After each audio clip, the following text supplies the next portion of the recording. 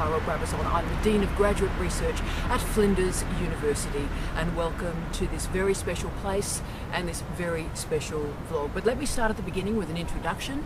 This is vlog 120, titled The Organic Intellectual, and I'm in a very special place. I'm in Sackville Park in the middle of Manchester. It is 5 o'clock in the morning, and I have a very special companion with me through this journey. Now, I am in the middle of Manchester, literally in central Manchester. The clubs are just emptying, so some interesting things may occur. You may see some interesting people, for which I apologise in advance, but let's enjoy ourselves through this incredibly special moment for me. And I'm very moved, very emotional, got a bit teary actually when I walked into Sackville Park and saw the statue. My entire life I've waited to sit here, and I'm doing it this morning. So look, some weird things are going to happen, but this is Manchester, and to quote the late Tony Wilson, we do things differently here, and indeed we do. And particularly I wanted to sit in this very special location. The man sitting next to me, or more accurately the statue of the man sitting next to me, is Alan Turing. Alan Turing is the father of contemporary computer science. He committed suicide in 1954 after being committed to the crime of gross indecency, that is, homosexual acts. When convicted in 1952, he selected the punishment of chemical castration rather than going into prison, and he killed himself 2 years later, 16 days before his 42nd birthday. He poisoned himself with cyanide in an apple. And of course he's holding an apple today. So the positioning of this memorial is incredibly important. It is a difficult place to film, but I don't care. We were always going to do this vlog here because this bench is situated between the science buildings at Manchester University and Canal Street, which is the home of the gay community. And this statue is in between science and the gay village. Very powerful. So there are many reasons Alan is known around the world the way he is famous, like only very few scholars can be famous. But he's also known for his service during the Second World War at Bletchley Park, the code-breaking centre where his profound mathematical expertise increased the speed with which German code could be broken. In 1999, Time magazine listed Turing as one of the 100 most important people of the 20th century. And they stated that, quote, "The fact remains that everyone who ever types at a keyboard, opens a spreadsheet or a word processing program is working on an incarnation of the Turing machine." 2008, the BBC made a fantastic documentary featuring 4 mathematicians, and they titled that documentary Dangerous Knowledge. Dangerous knowledge. How powerful is that? And that will provide, I think, a real trope and a motif for what we're going to talk about today. But also in 2012, the centenary of his birth, Manchester City Council launched an Alan Turing Award that recognised individuals and groups that are fighting homophobia in Manchester. So here he sits, and here I sit. How exciting is this? Here he sits between the science buildings of a university and the gay community. And by the way, his birthday is in a couple of days, and if we'd returned in a couple of days, it's great in the park actually. People put a party hat on Alan and balloons and flowers, and it's really an exciting birthday party for him. But on this early morning, it's pretty well Alan and me. There's a very interesting cluster of drag queens that are about 100 yards away from me that are listening, so it'll be very interesting to see what they do. But really, at this early stage of the morning, it is Alan and me. And together we're going to explore for you, yes you, the organic intellectual. And there really is probably no more poignant place to do it. I'm actually only holding my voice together. It's such an emotional thing for me. So this concept, the organic intellectual, has really been the guiding principle of my entire academic life. And in this special place, I thought I would share it with you. When I came up with vlog 1, I was always going to do a vlog on the organic intellectual. It took me 120 to get here, but we're doing it in Sackville Park, and it was worth the wait. So what is the organic intellectual? Well, the organic intellectual, that phrase, comes from the scholar, the activist, Antonio Gramsci and his prison notebooks. Antonio Gramsci was imprisoned for his beliefs by the Benito Mussolini regime. So the organic intellectual at its most basic disconnects and disagrees with the notion of the disinterested, dispassionate scholar. It critiques the notion of the traditional academic, the traditional scholar, the traditional intellectual as a person who holds universal reason and a commitment to universal truths. Gramsci argued that such a traditional intellectual maintains the status quo and actually reinforces already existing power structures and social inequalities. So he argued that the unspoken assumption of what we're doing in academic life is to reinforce already existing power structures. Wow. So no one's suggesting that you have woken up when you're an undergraduate or you wake up as a PhD student and say, right, what can I do today to reinforce the patriarchy? What can I do today to reinforce capitalism? That's not the point. But the argument that they're making about the traditional intellectual, I think, is pivotal. That it's maintaining homogeneity, consensus, rationality, and acceptable thought. So to be part of a university, to be a legitimate intellectual, we have to fulfill that role. We have to fulfill that narrative. And if you think about it, you are doing a PhD. You are configuring an original contribution to knowledge. But what's that based on? Let's be frank. It's based on understanding traditional knowledge, the knowledge that's already in existence, and then using tried and tested and accountable methods to just stretch knowledge a tiny little bit. But what if the literature is wrong? What if the questions you are asking, the research questions you are asking, are wrong? What if you're simply providing the knowledge that the society requires at a particular time, that the funders, the grant agencies need you to write?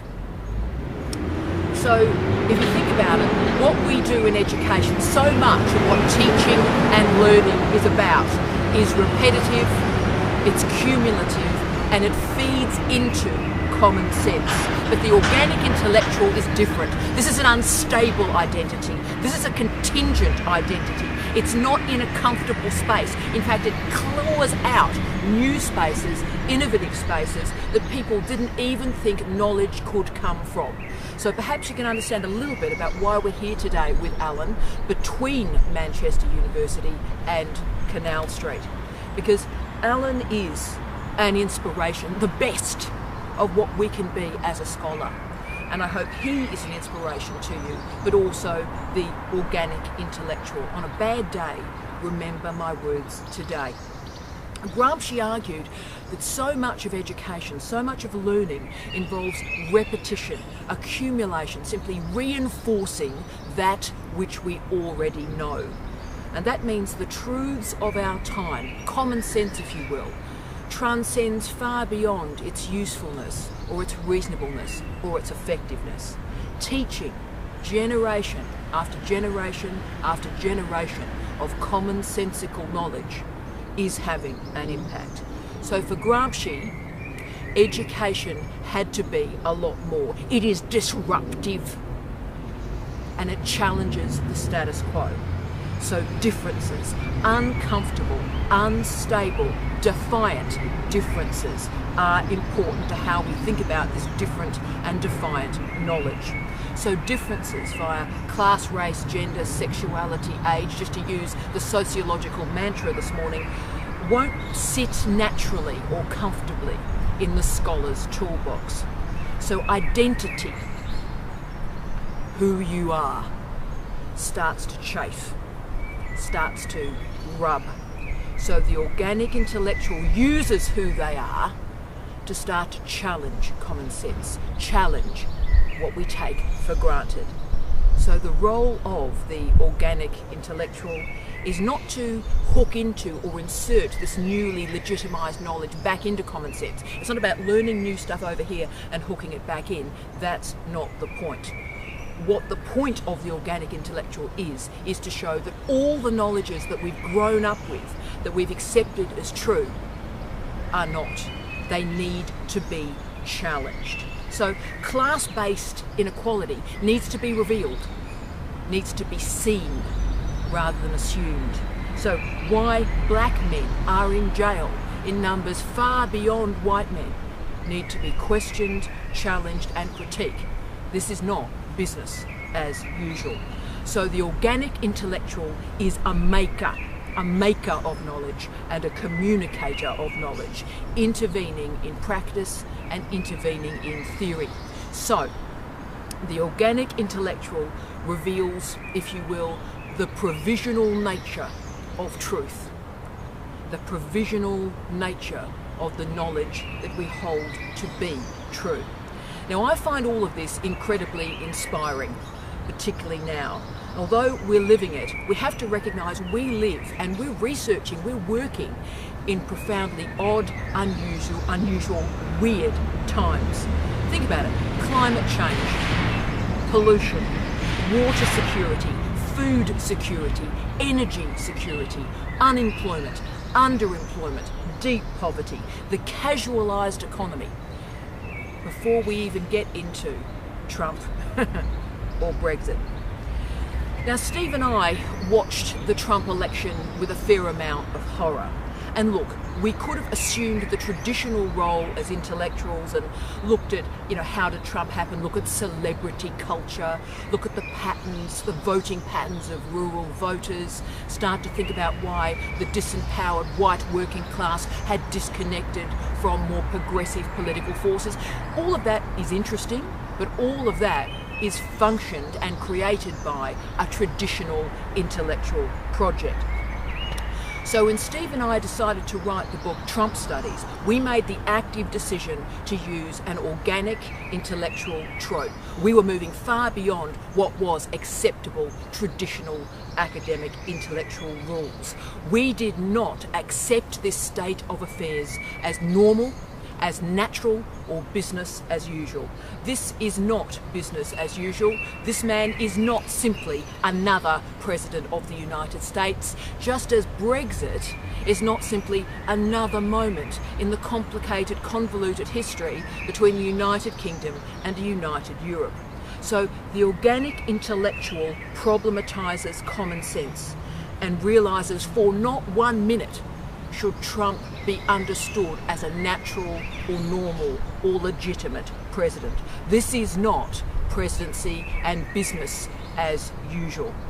Racism and sexism should never be naturalised.